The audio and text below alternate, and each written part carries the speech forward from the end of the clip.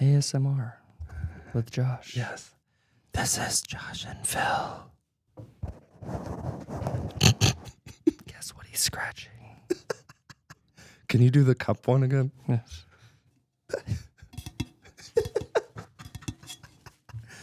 ASMR brought to you by Seven Slot Remodeling. Before we jump into the conversation, I'm going to have you do the introduction. Okay. So all you do is look right here at this camera and you say, hey, everybody, this is Josh from Seven Slot Remodeling, and this is Hey Bay City. Got all that? I can try to got all that. And you get as many takes as you want, so there's no pressure here. So whenever you... Right there. Hey everybody, this is Josh with Seven Slot Remodeling, and this is Hey Bay City.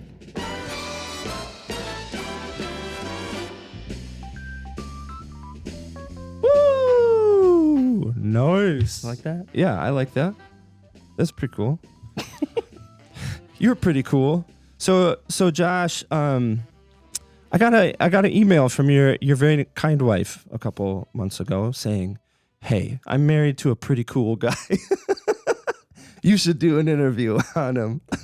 And that's all this took. So here we are. So here we are. Okay. So note to the people at home that's our bar for stories. Yep.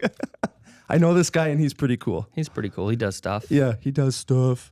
Well, she shared a little bit of your backstory, and I was really intrigued. And Seven Slot, you're currently working out of your home, is that right? Yeah, we use the house basically as our shop. Yeah, kind of like home base. And so I was intrigued by that and a little bit of your history. And so, first things first, did you grow up in Bay City or where'd you grow up? No, I'm actually from Southern California. Whoa. Yeah.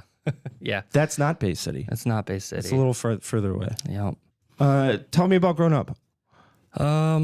Yeah, I grew up in Southern California. The area that I grew up in is kind of, I think most people, they have this like mindset of like California and how they don't like California or the people there are, snooty and this, that, and the other. Yeah.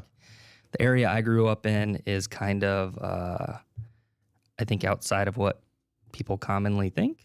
Oh, really? It's more along the lines of like Southern hospitality, people actually giving a crap about each other, taking care of each other. It's a smaller beach community, basically. But I don't know. I think that that community and the way the people are there, has a lot to do with how I am now, and like some of my morals and ethics and things like that. So what city? It's like Ventura County. Okay. So there's 3 big cities. There's Ventura, there's Oxnard, and Port Hueneme, and that whole area is very agricultural. So like strawberry fields and cilantro fields, as far as the eye can see, kind of thing, and very Hispanic community. So I was pretty much raised around hardworking people my whole life. Yeah. So it does kind of buck the stereotype of when you hear Southern California. Depending on who you are, you might think snooty. You might think like nothing but waves and surfing. Yeah, I mean, there's always that, but that's like that's 5% of your time. The other 95% is the area is all hardworking. Yeah. Is it expensive to live there? Yeah, but the people that live there work their butts off so that they can afford to live there, and the money's there and it's available. So it's just a constant, hustle to grow and to work hard. And so I don't know, it's different. It's definitely different than I have found it to be here. Yeah. I laughed at myself a little bit when you said cilantro fields, because I had never really thought about that cilantro needs to be grown in a field. Yes. Does cilantro taste like soap to you? No, but I can see doesn't. how people can kind of take that and get it. That's like my favorite thing in the world. So we cook a lot, and I cook a lot of Hispanic foods, like cool. traditional stuff. Like the real stuff. Yeah, like if I opened a restaurant here, I think I'd do pretty good. I think honestly, because we cook like real Mexicans do back home. Not like a Taco Bell chalupa. No, it's so sad. Everybody at home just gasps. But whenever we're like dicing up cilantro, and I mean the smell of it, it's like an instant memory, like take back to like early morning in my hometown when you're like driving to work or something. You get that like fresh ocean air mixed with cilantro field, like cilantro. And it's amazing. It's interesting that you say that, because I just interviewed Eric. Sorry, Eric, I'm going to butcher your last name. It's Shevchenko. He owns Preservation in Old Town Saginaw, and it's all fermented foods. And he also had while he grew up here in Saginaw, ended up over in California, had a rabbit farm where he supplied fine dining restaurants with rabbits. And his family is Russian, and he's big on food memories. And that's this kind of rabbit hole idea that he's pursuing right now is tapping into food memories. And everybody's like, for you it's cilantro, but for some like I brought up the example with him, pears and cottage cheese. Like I remember sitting in the basement because my mom would can pears and all sorts of fruit and vegetables, and me and my brothers used to sit in the basement and open up a can of pears and then put in some cottage cheese, and like not the fanciest meal, but it connects you in a way that nothing else can. Yeah, I think I can't remember what it's called. The sense, your scent, the smell sense is like directly connected to memories. So like if you smell something, your olfactory memory. You see that word bomb I just dropped? Yeah, that's the teacher thing. I'm smart. So you're growing up in SoCal. What was growing up in SoCal like from that point? Well, I was raised by a single mom, and my mom left my dad when we were I don't know, like 10, 11-ish, somewhere in there. And we had nowhere to go. So we pretty much lived out of the back of a pickup truck for like a year and a half. And I got to tell you, that's wild. I still to this day have a hard time eating certain foods because that's what it brings me to mentally. I'm like, yep, no, bad times, can't do that. Yeah, because you're always grabbing the double cheeseburger from McDonald's or whatever it might be. Yeah. It was peanut butter and jelly. Oh, yeah. What a thing to ruin. Oh, right? yeah, dang. Like, no. No peanut butter and jelly. It's every once in a blue moon, I'm like, oh, yeah, that sounds all right. And then I'm eating it, and the whole time I'm eating it, I'm like, oh, wow. Yeah. Was it just you and your mom? Yep. Yeah, it was just me and her. And then we moved from the area where my family lived, which is like North Hollywood, Los Angeles, San Fernando Valley, which is extremely congested. If you've ever been there, you know. When they talk about smog, that's the smog. Oh.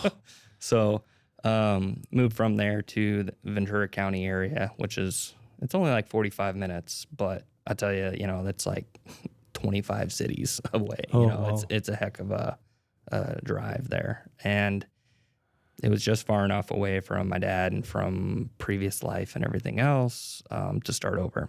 And that's what we did. And so, I was raised in that area and by my mom. And yeah, hard work, single mom who actually constantly tried to have her stuff together, so that gave me a vision of like what it takes to succeed or to have drive and everything else. Right.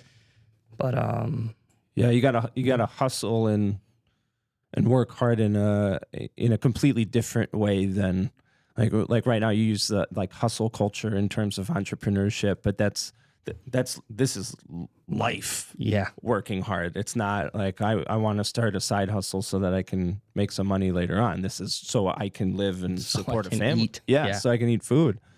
Wow. So that's how I am now. I everything I do with that mentality of like, I have to do this so I can eat. Yeah. Right. And I think that's what drives me, you know, because if my mentality was anything less, I think I wouldn't be as good as I am at anything I do. Yeah. There's a lot to be said, I think, for pursuing passions and like whether it's in business or whatnot, but I think a lot has to be said out of necessity. Like you don't. It's not a choice. It's not well, this makes me feel good. It's I have to do this. Yeah. Yeah.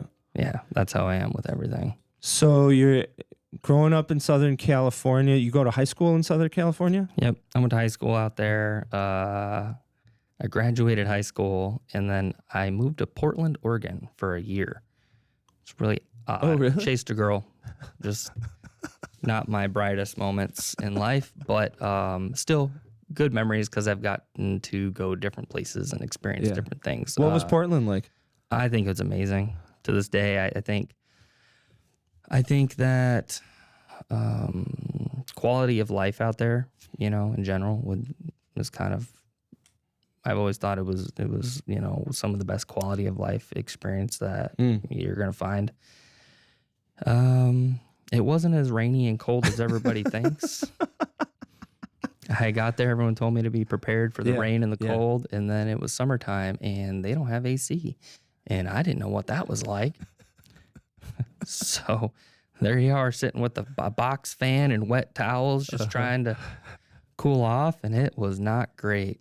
I was not prepared. All I had was like heavy jackets and stuff, and I'm like, why? Yeah. What did I do? So you moved away from Portland to where? So I moved from California and went to Portland for about a year. I feel like I have this weird vagrant, you know, like story. And then I ended up moving back to California, and I worked jobs. You know, I started selling cars when I lived in Portland, and then I moved back to California and continued selling cars. And that was great. I love cars. I'm a gear nut. Uh-huh. And then at some point I was like, man, I don't know what I'm doing with myself. I'm going to join the military. That's a great idea.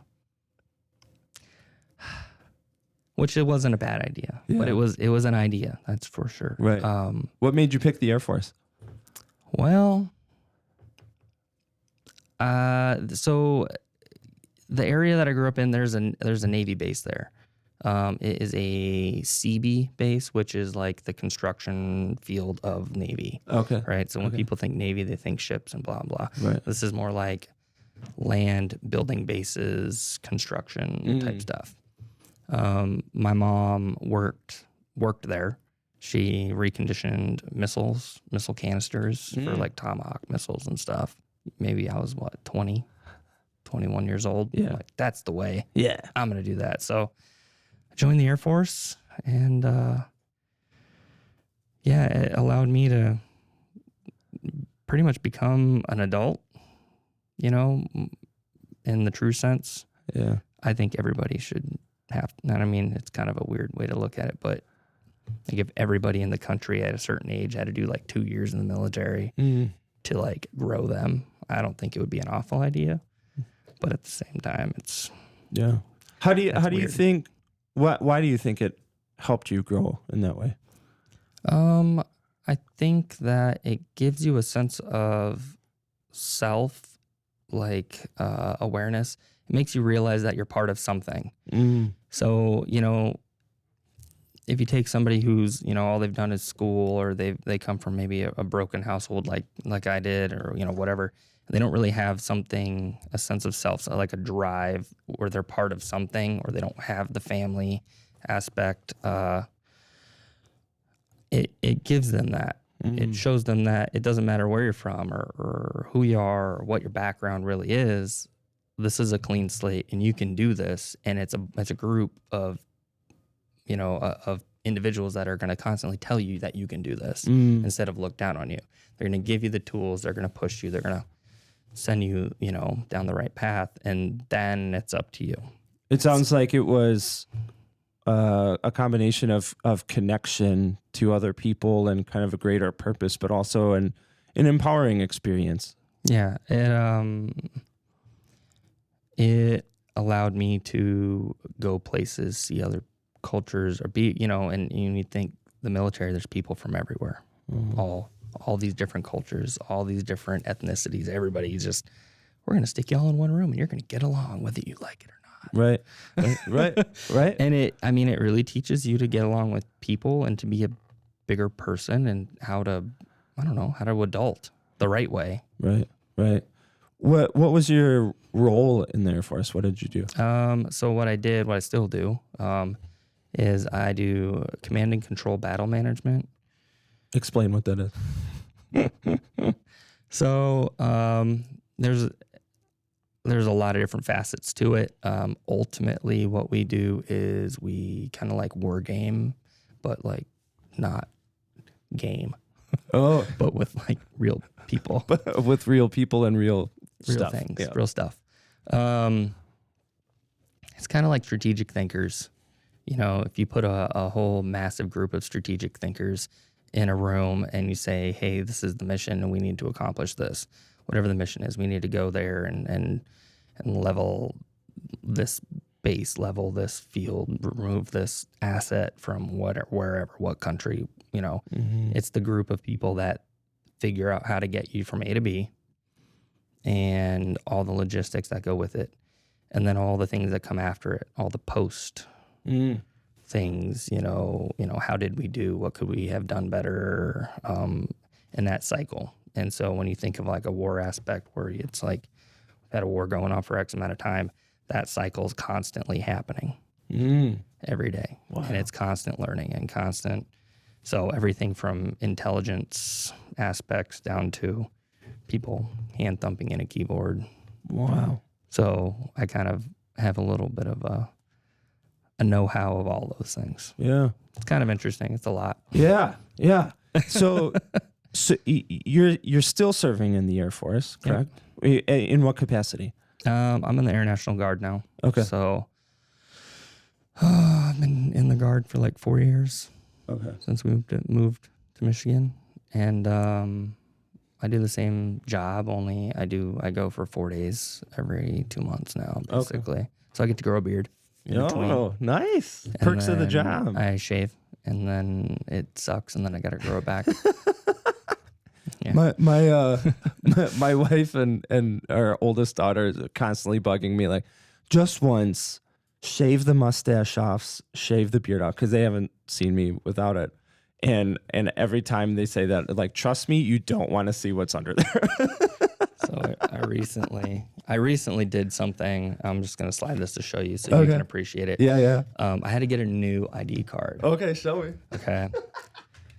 And, almost. I'll get it. And I've always wanted to do this, and I've never been able to do it because I was always active duty. But I took what I consider the perfect picture. This is the perfect picture. I don't know if the camera will pick it up. I don't know. Yeah, it says something along the lines of, I drive a van that says free 10 millimeter sockets on it.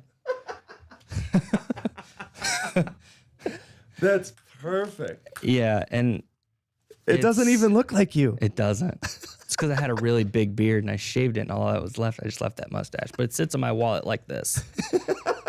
So as a constant reminder, I have this person that I don't really recognize staring at me like, hey, bud, keep it together. It's pretty Keep comical. it together, man. So how long were you in the Air Force the first time? I was active duty for like 10 years, basically. Yeah. Okay. When did you start feeling like it's time to get out? So I met my wife in the military. We were stationed in Louisiana. Oh, wow. Yep. So and what did she do? Same job. Same job. Yeah, who's the better command and controller? I am. Because I still do it. And she does not. Yeah, Molly. Just throwing it out there. Sorry, honey. No, I was her instructor, basically. I was her trainer for her position. And it just kind of grew into something. Oh, cool. So here we are. You guys. Yeah, pretty much. So you met in Louisiana. So we met in Louisiana, and and then she ended her enlistment there and pretty much become like stay-at-home mom. And she started going crazy, didn't know what to do with herself.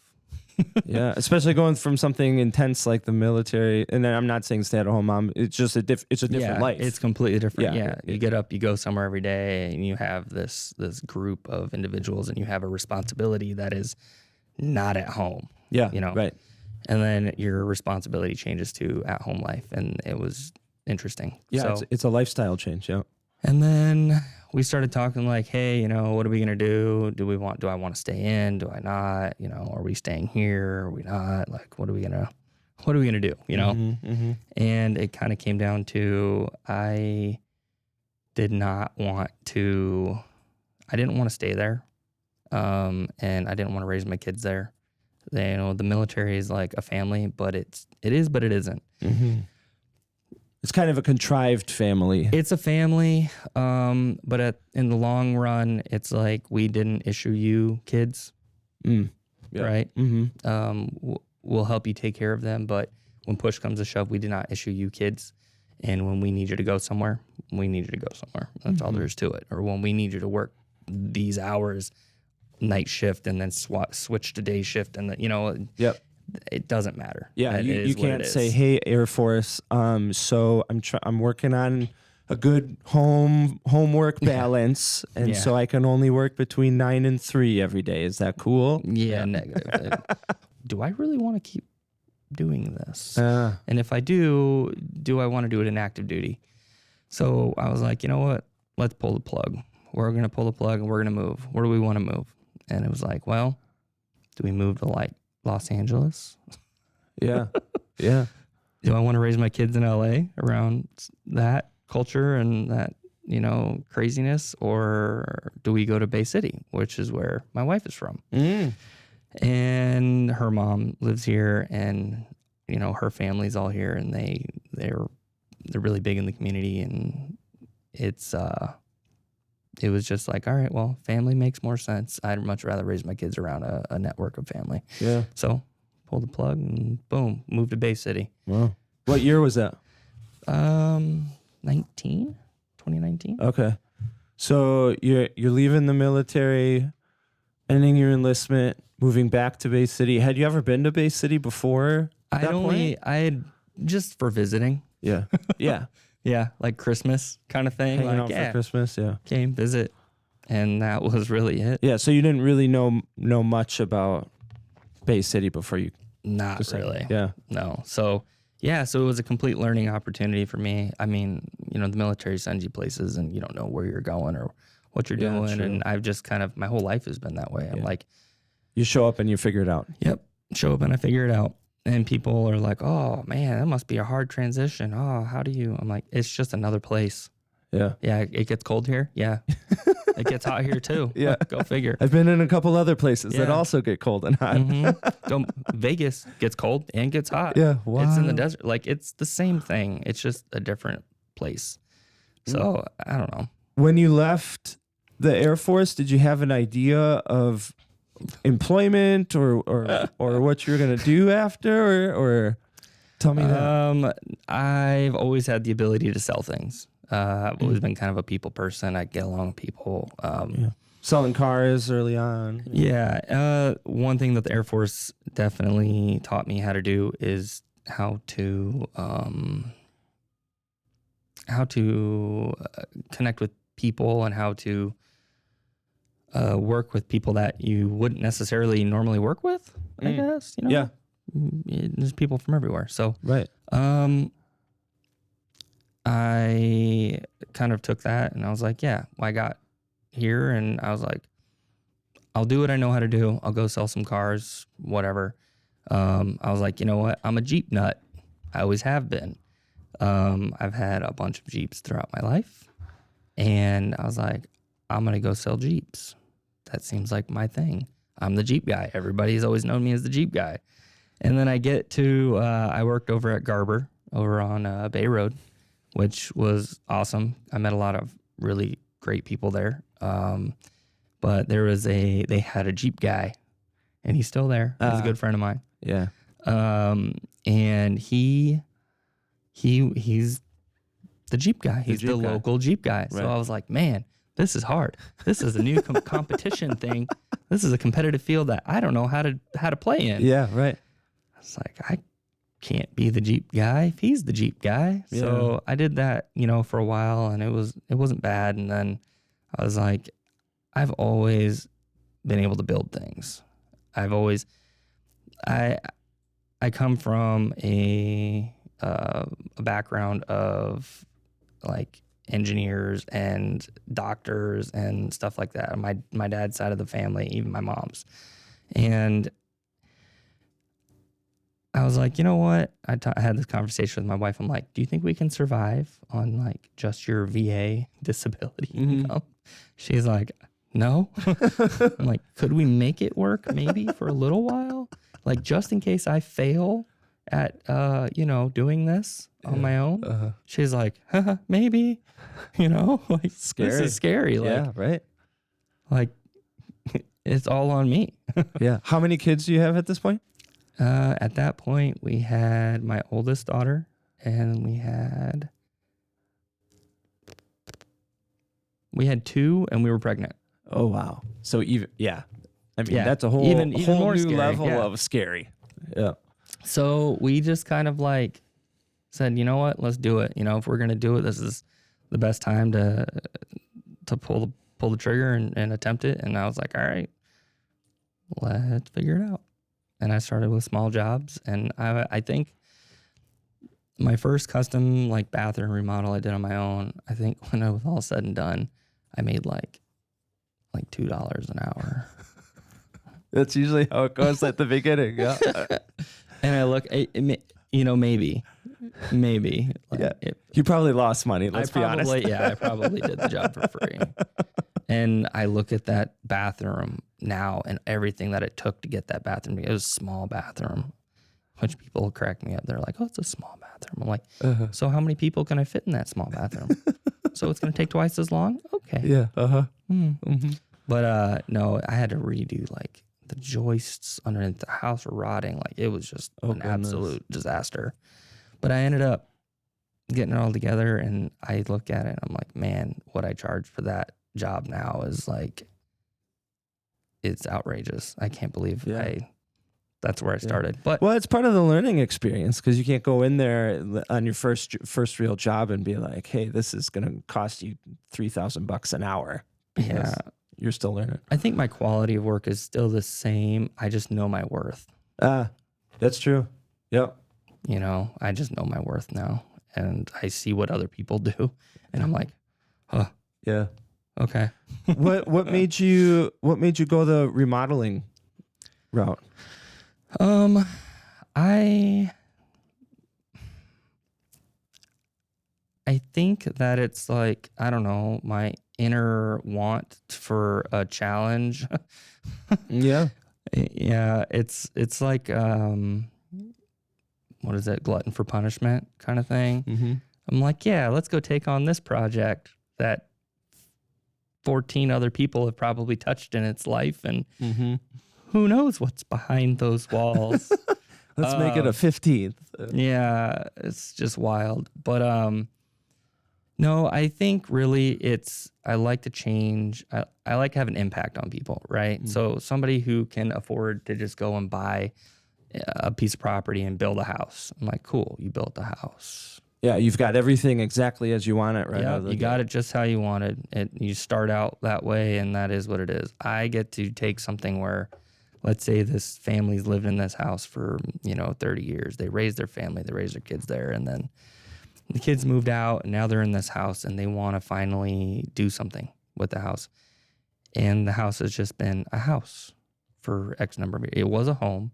The kids left. Now it's just a house. Mm-hmm. It's just where they're at. I get to go in and I get to take like a space that's no longer functional for them, and I get to change it. I get to take this bathroom and knock down walls or whatever and make this gorgeous, whatever it is, and make them love their house again and make them feel like it's a home again. And that right there is why I do this, because that's cool. You know, anybody can just go build a house. Not anybody can go and create an emotional feeling like that from a space that these people have already been in for X number of years or whatever. So I don't know. I think that that's kind of cool. And I always tell people, I'm like, I don't have to do this. I'm a pretty well-rounded person, and I can go do many other things. I choose to do this because of that. I was gonna say I go buy a new house or I build a house. I might use the phrase "I love this house," but I haven't spent time in it. I haven't grown a family in it. I don't have memories in it. I like what it is, but there isn't that intense emotional connection that comes over time. Yeah. But here you come saying, we've been in this house for 10 years, 15 years. This doesn't work for us anymore. We need something, or I've always felt bad about my kitchen, or I don't have kids, or we are having kids and we need something that works with 3 kids as opposed to just 2 of us. And you get to come in and you get to say, you get to stay in your home, all of this place of all these memories, this place of emotional connection. Yes. And now you get to experience it in a way that's even better. Mm-hmm. Yep. Very cool. I mean, and when you have somebody like cry, you're like, whoa, like kind of takes you back. You're like, I either did something really good or really bad right now. I'm like, I don't know what I did. I'm just going to wait this out. A few seconds of a pause to see what words come out next. Yeah. I've only had that happen a couple times, but still, I mean, and my customers, I've gotten to a point where I can kind of, like, I don't want to say it in a bad way, but I can pick and choose my customers, right? Mm-hmm. So most of my customers have been, they kind of become connected. They're like family, you know? Yep. You spend a couple weeks in someone's house, like their dog every day, greets you. Then when you're not there, you're like, oh man, I miss their dog, or whatever it is. And so a lot of times, customers, you kind of become attached to them and you become like the go-to. They call you for stuff. I've got a couple of customers like that, and it's great. I love it. It's funny that you're talking about the becoming part of the family, because I had my brother and his wife were looking to get their floors redone, and I was like, oh, I know a guy, husband of one of my friends, and connected them, and came in. He did the floor. And next thing I know, Matt and Derek are out fishing every day. Exactly. Muskie fishing. They've got like sharing pictures, like, oh, I'm going out with Derek. Like they're constantly texting each other about fishing. And that was probably like a year and a half ago. Like, they've got a closer relationship than me and my brother do. And it's just because of that, like you come in and you do a great job and people are happy, and then turns out you're also a good human on top of that, and you just become part of the family. Yeah. I have like morals and ethics, and I'm trying to bring that back to the career field, like I'm the person like, oh, okay, if there was something wrong with whatever and you call me and it's 3:00 in the morning, you better believe I'm gonna throw on jeans and I'm gonna show up at your house and I'm gonna take care of whatever it is. Mm-hmm. That's just how I am. I just don't know how not to do that. Right. My wife loves it, but she hates it too. Yeah. So I'll tell you. Because I'm like, nope, we're going to do it right no matter how or what it costs. We just do it right. So so there's that. I don't know. We were talking earlier before recording, and we've kind of alluded to your kids. How many kids do you have? I officially have 4 kids. 4 kids? Official. Ages? The oldest is 11. So I have her from a previous marriage, and I have her full time. So, and then what's spread under? And then under that? 6-year-old going on 7. So yeah, what month is it? I swear I need to have I'm gonna get all their birthdays tattooed on me. So whenever I go to the pharmacy and they ask me, I'm like, let me think. Yeah, I have 3, and I'm like, don't judge me. I'm a tired dad. Yeah. It's like I think But, it's June. So 11, 6, 3, and 9 months. Wow. So what's I have a 5-year-old and I have almost 2-year-olds. What advice would you give to me as a fellow dad? the oldest is 5. Yeah. Oh man. Consistency. Tell me more about that. Having a routine, right? Which, I mean, I know, like, even as parents, like, we know that, like, having a routine, consistency is, like, key. Yeah. But it's not always easy to do, right? True. But it is very much a necessity for the kids. I think having a routine and consistency and socialization, you know, my wife's a stay-at-home mom, and so being able to have the kids socialize with other kids, I think helps grow them into being able to be social, right? Not growing up with having social anxieties and not having those things. When COVID hit, my now 6-year-old, you know, there was a time frame where it was like, you know, everybody has to be in a little bubble, and she wouldn't and couldn't go out and be social with other kids, and it really like had an effect on who she is now. Yeah, especially at that young age where the brain is growing so fast, and everything in the environment is affecting or changing, or they're learning from, and then you take away knowing people outside of your family, and and so like she's real mellow and shy and kept, and then the 3-year-old is not.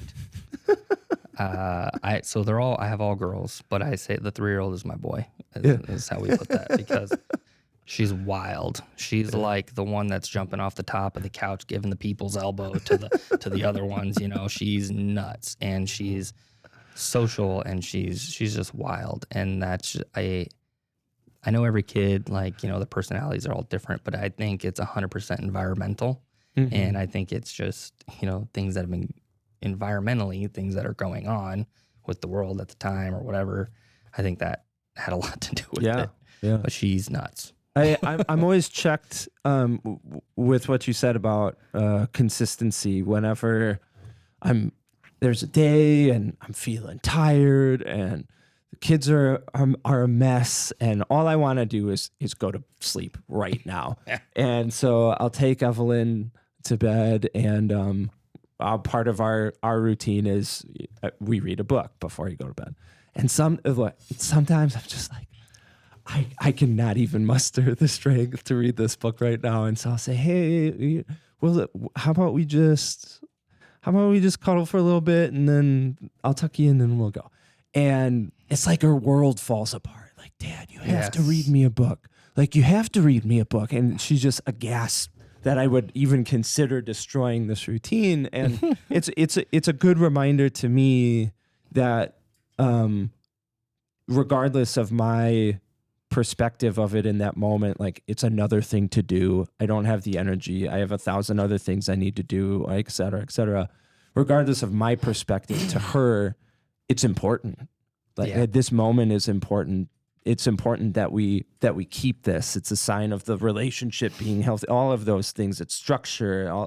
And I without fail, like, if I stick to my guns and like, oh, we'll read 2 tomorrow. I go to bed, and then I'm like, you know what? It would have taken you 5 minutes to read that book, dude. Like, you were tired. Yeah. But guess what? Yeah. If you read it, you would still be tired. You wouldn't be more tired.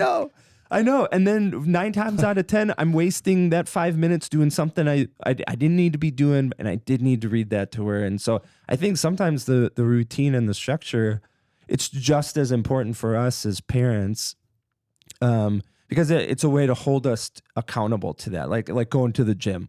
If I'm going to work out 3 times a week, I got to go to the gym at the same time, same day, because when I wake up on Wednesday and I don't want to go, that structure almost holds you to say, no, if I break it today, Tomorrow is off, Friday's off, and then next thing you know, I'm 4 years into completely avoiding any kind of physical activity.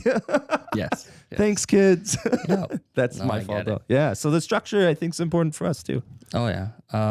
What- The 1,000 things you got to do are still going to be 1,000 things. Yeah. After. Right. It's not going to change. What's an important lesson that your kids have taught you? Oh. Patience. Is that why you have patience tattooed on your arm? You know, this was actually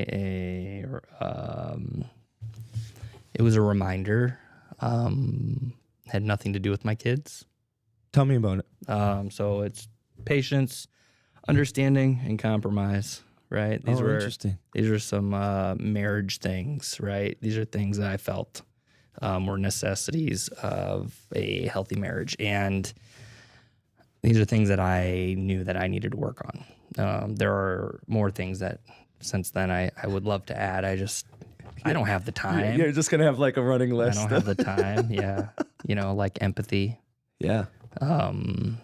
That's something I struggle with because I'm like, I don't understand what you don't understand.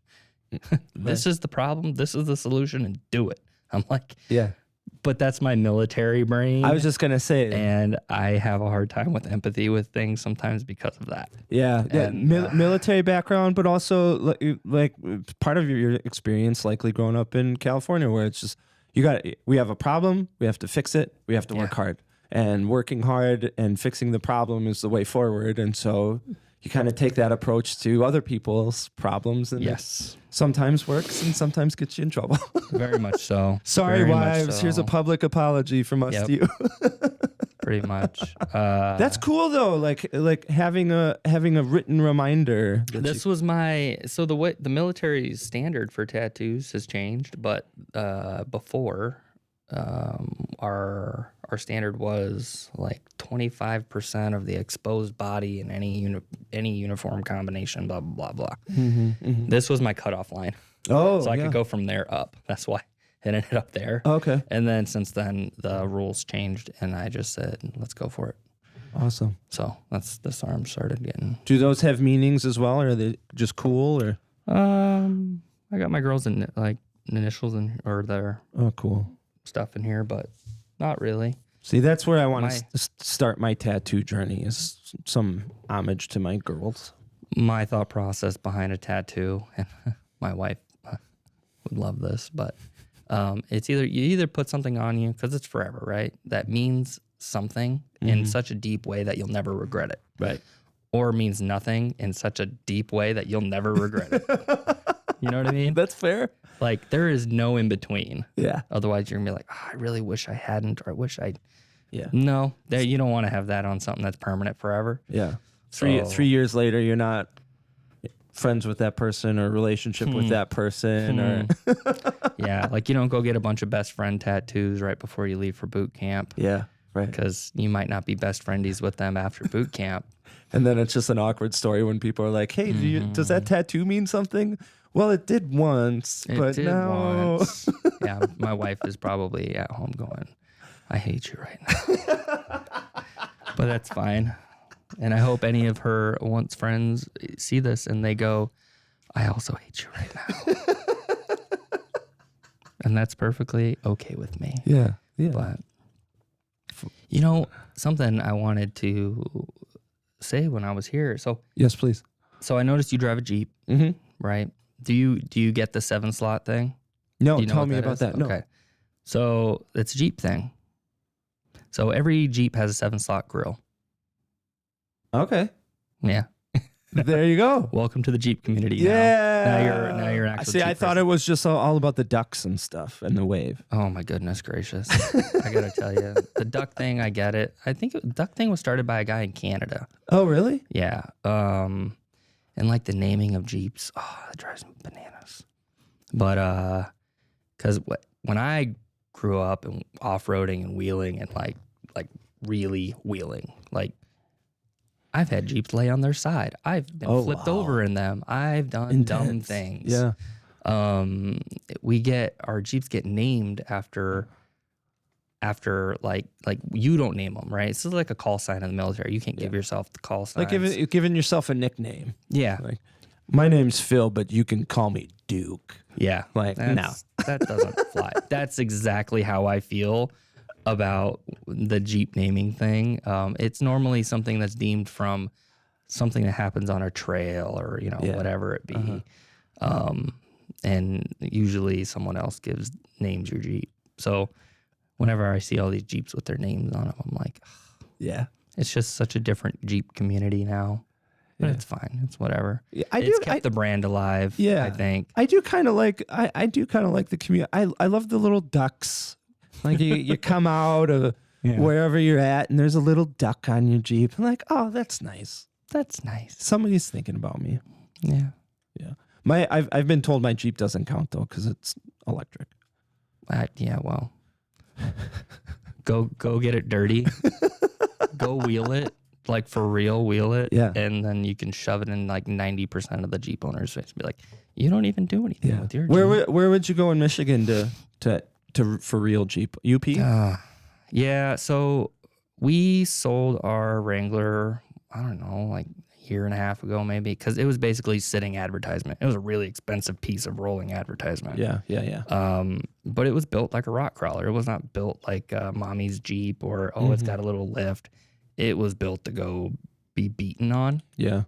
And every Jeep, to include yours, can go and wheel like in a way that you just don't even have a clue. Like I've seen stock Jeeps go up things and down things that would just make you go, oh my God, that's a lot of money. Like the whole time. The whole time you're just like, that's a lot of money. That's a lot of money. Bad decisions. I'm making bad decisions. But, that's what they're made for. That's what they were built for. So we took, I wheeled all over the country, but I never did a jamboree. And so a couple years back, my wife, that was our Christmas present. Like it was like a family thing, Cool. We went and did a Jeep jamboree, which is in UP at Drummond Island, it wasn't bad. It wasn't as... You were looking for something more intense? I was looking for something a lot more intense. There were guys out there with easily had $100,000 buried into these rigs. And I was out there with this maybe it might have had 25 grand into this Jeep. I bought it on Facebook Marketplace. Yeah, I got it on Wish and I still outwheeled you guys, like it. Yeah. It's more about the driver and your ballsiness and knowing what your vehicle can do. And then, so we went out there and we wheeled these guys and it was it was fun. But yeah, Drummond Island's probably the only place I know that's got a lot of rocks and stuff. Okay. But cool. Yeah.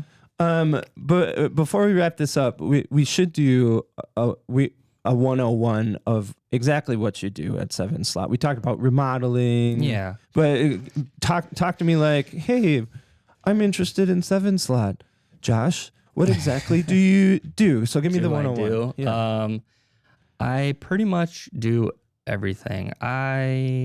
We do a lot of kitchens, right? So like full guts on kitchens, bathrooms, everything, pretty much everything that's going to be entailed in that. I do a lot of tile work because if I'm going to do this stuff, I think the artistic fun side of it is in tile. Sure. So I like to do that. That tile is a lot of fun. And there's not a lot of, there's a lot of people that can make a tile stick to something. Mm-hmm. There's not a lot of people. I'd be one of them. Yeah. Bubble gum and some super glue. And I made it stick. Yeah. But I want one with like a peel backside where I can just like slap it on. Please don't. Please don't. Look, Steph, I made us a backsplash. Yeah. Which, that's fine.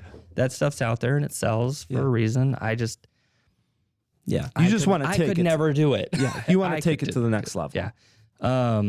But, so we do a lot of custom tile work. Tile's kind of my niche, I guess, Cool.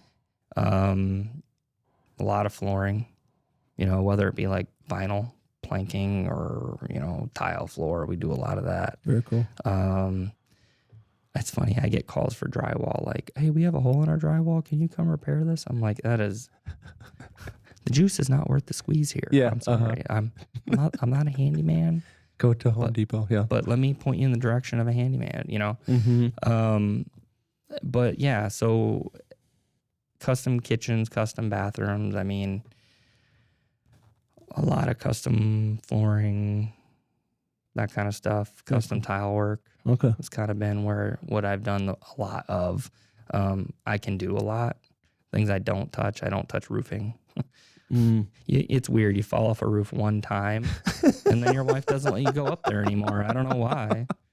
You have 4 kids at home. Yeah, you stay off that roof. Yeah, exactly. So yeah, that and insurance wise, I'm not insured for playing on roofs. Right. That's kind of a big deal. Let's keep Josh intact. Yep. So if people are listening to this and they want to check out your work, are you on social media at all? Yeah. So Website? If you look us up on Facebook or even on Google, there's a lot of reviews and a lot of pictures and a lot of stuff on Google. Cool. Seven Slot Remodeling, Bay City, probably. Yeah. Yep. Okay. Actually, I think if you just look up 7 Slot Remodeling, it's the only one that'll pop up. Oh, really? Okay. Cool.